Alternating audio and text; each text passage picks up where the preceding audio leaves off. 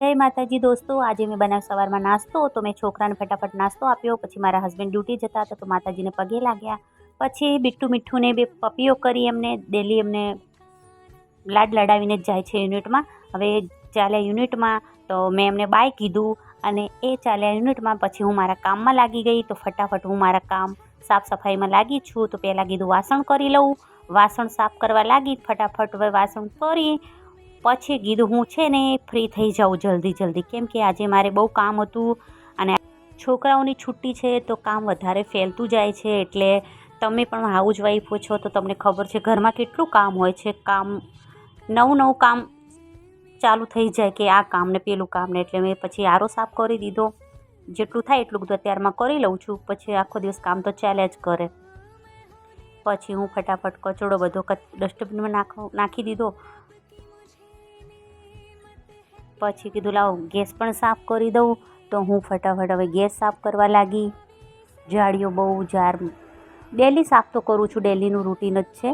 પણ દિવસમાં 2 થી 3 વાર તો સાફ સફાઈ કર્યા જ કરું છું. જ્યારે ટાઈમ મળે ત્યારે કિચન ક્લીન થઈ ગયું, જોઈ શકો છો.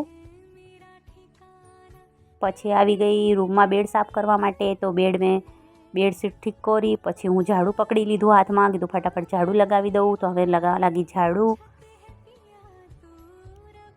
એક રૂમનું મેં ઝાડુ લગાવી દીધું છે. પછી આવી કિચનમાં. તો કિચનમાં વસ્તુ આડી અવળી પડી હતી તો પણ વસ્તુ સાઈડમાં કરતી રહીને ઝાડુ લગાવતી રહી.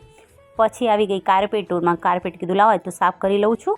તો ડેલી કરીએ છીએ. હવે સોફા નીચે છોકરાઓ જે કચરો નાખેલો તો સોફા નીચે પણ ઝાડુ લગાવી દીધું ફટાફટ. તો હવે ઝાડુ લગાવીને પછી આવી ગઈ કચરો બધો એકઠા કરી દીધો. પછી આવી બાલ્કનીમાં પણ ઝાડુ લગાવી દીધું. ચારો તરફ ઝાડુ લગાવીને સાફ સફાઈ કરી લીધું.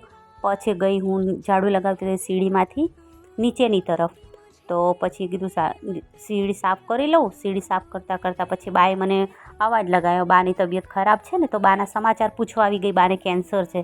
તો બા જોડે થોડી વાર વાતચીત કરી. પછી બાના સમાચાર લઈને પાછી છત ઉપર આવીને પાછો કચરો લઈને આપવા ગઈ. પછી સામેવાળા બેને મને અવાજ લગાવ્યો તો એ ફ્રેન્ડ જોડે વાત કરવા લાગી. પછી હું ફટાફટ કીધું લાવો પોતું કરી લઉં. તો પોતામાં ફિનાઇલ નાખીને પોતું ઘસી નાખ્યું. સવારનું આ બધું કામ હોય છે તે સવારમાં પતી થાય એટલું કરી લઉં છું. હમણાં મારે પૂજાપાઠ કંઈ કરવાનું હતું નહીં. મારા હસબન્ડ કરીને ગયા હતા તો કીધું લાવો અત્યારે પોતું કરી દઉં. પોતું કરીને પછી નાવાનું કીધું કરી લઈએ. તેમ કરતાં હવે 3 રૂમમાં પોતું કરી દીધું. ચારો તરફ બહાર હું નાવા જાઉં છું. બધું કામ કરી રહ્યા. નાઈને પછી તમને મળું ત્યાં સુધી બાય. મેં નાહી પણ લીધું ને કપડાં પણ ધોઈ દીધા. પછી મેં કપડાં પણ સુકાવી દીધા. આજનો વિડીયો આટલો જ, કેમ કે વધારે વિડીયો પછી લાંબો થઈ જાય એટલા માટે. જય માતાજી.